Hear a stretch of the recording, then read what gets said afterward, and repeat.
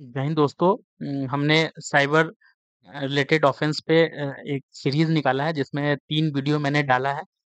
जिसमें हमने अगर आपके साइबर रिलेटेड जो भी ऑफेंस अगर आपके साथ हो रहे हैं, जो भी फ्रॉड हो रहे हैं, उस पे सारा डिटेल में वीडियो है।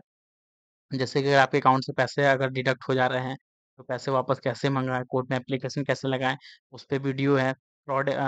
साइबर फ्रॉड से कैसे बचें, उस पे वीडियो है। थर्ड वीडियो मैंने अगर आपके अकाउंट में जो फ्रॉड अमाउंट है, अगर वो आ जा रहा है, तो फिर कैसे अपने अकाउंट को अनफ्रीज कराएँ, कैसे आप जो आपका कोई अकाउंट को होल्ड लगा दिया, कैसे अनहोल्ड करें, कैसे अनफ्रीज कराएँ, कैसे डिफ्रीज कराएँ अकाउंट को, उससे रिलेटेड सारे मैंने पॉइंट्स को क्लियर किया है अपने वीडियो में। तो एक साइबर सीरीज़ मैंने चलाया है जिसमें जो उस सीरीज़ का ही ये पार्ट है, एक वीडियो लाया हूँ, जिसमें मैं इम्पोर्टेंट केस लॉ जो दिल्ली हाई कोर्ट जो और एक केरला हाई कोर्ट का इम्पोर्टेंट लैंडमार्क केस लॉ है, जो कि आप अपने केस में यूज़ कर सकते हैं, उस पे लेके आया हूँ।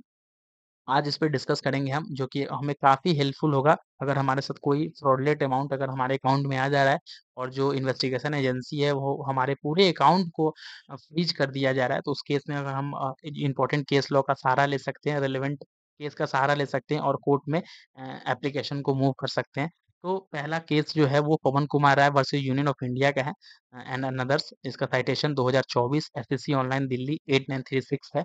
इस केस में जो कोर्ट का ऑब्जर्वेशन था, कोर्ट ने यह बोला अपने 25th पैराग्राफ में, indubitably passing of an order of freezing the entire bank account of the petitioner as a serious, मतलब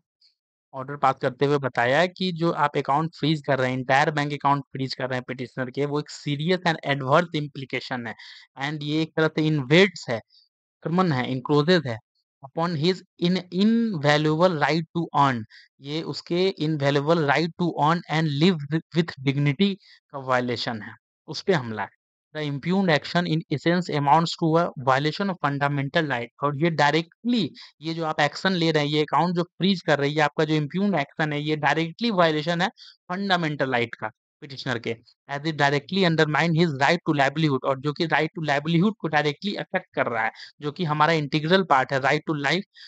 विथ डिग्निटी, जो हमारा आर्टिकल 21 हमारा जो कॉन्स्टिट्यूशन का है वो हमें देता है, उसका डायरेक्टली वायलेशन है।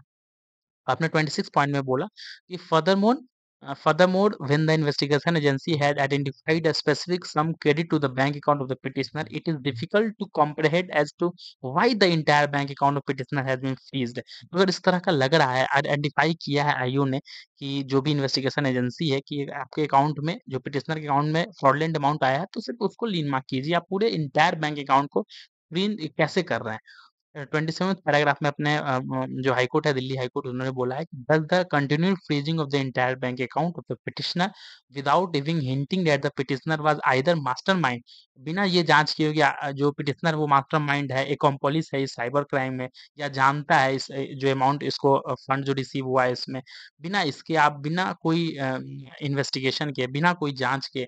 बिना ये सब चीज पता लगाए हुए, अगर आप किसी के अकाउंट को फ्रीज कर रहे हैं, तो ये जस्टिबल नहीं है, will not be justifiable and sustainable at the moment. ये आपका Pawan Kumar Rai versus Union of India के केस में कहा गया था हाईकोर्ट के द्वारा। पवन कुमार राय एक स्ट्रीट वेंडर था जो एक शॉप चलाता था, जो जिसमें एक जो अमाउंट है, जैसे कि किसी ने शॉप पे खरीदा, इसका छोले भटूरे का दुकान था, एक ठेला था, रेडी था, रेडी से 3 लोग ने खाया छोला भटूरा, 105 रुपए का ट्रांजेक्शन किया, और जिसमें जो अमाउंट था वो फ्रॉडलेंट अमाउंट था, जिस कारण पूरे अकाउंट को उसको फ्रीज कर दिया गया। तो ये केस है Pawan Kumar versus Union of India का, इसका आप यूज कर सकते हैं अपने केस लॉ में। देन आफ्टर एक केरला हाई कोर्ट का भी एक जजमेंट है, जिसमें Kerala High Court doctor Sajir versus Reserve Bank of India and others का केस लॉ, जिसका साइटेशन 2023 एफसीसी ऑनलाइन केईआर 9087 है। इसमें अपने 11th पैराग्राफ में कोर्ट ने कहा, in the afford perspective when the requisition in these cases by various police authority in several states of India mention the exact amount suspected to have been credited to the account of the petition, herein one fails to fathom why their bank account in full should remain frozen। वही बात कहा कि अगर आपको amount लग भी रहा है कि अकाउंट में आया है, फ्रॉडलेंट अमाउंट है, तो आप उसको लीन मार्क कर दीजिए। पूरे अकाउंट को फ्रोजन करना ये किसी भी तरह से इन्वेस्टिगेशन एजेंसी के लिए सही नहीं है, और पिटिशनर का भी वायलेशन है इसमें राइट का उसके। This is more so because even when the sum in question may have found credit in the account of the petition, unless the investigation eventually reveals that they were complicit in the cybercrime or had received the same being aware of it. They could never be constructed to be accused. आप directly उसको accused नहीं बना सकते बिना जांच के, बिना अ, इसमें पता किए हुए। 12th पैराग्राफ में कहा कि in fact should be criminal inquiry found otherwise, it will be doubtful if the amount in question could be even recovered from the petitioner if they have received it as a part of bona fide or other valid transaction, unaware of it being proceed of the crime। ये जांच करे कि जो amount आया है वो बोना FIDE आया है, इसका अकाउंट में अगर वैलिड ट्रांजेक्शन है, उसके बावजूद इसके अकाउंट को फ्रीज किया जा रहा है, तो ये इसका सीधे सीधी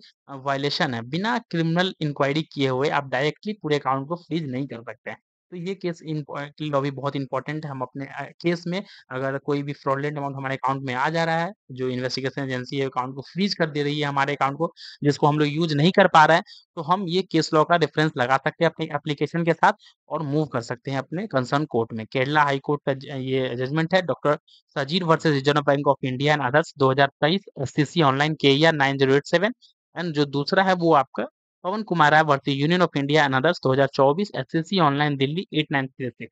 दिल्ली हाई कोर्ट का ये है। Thank you.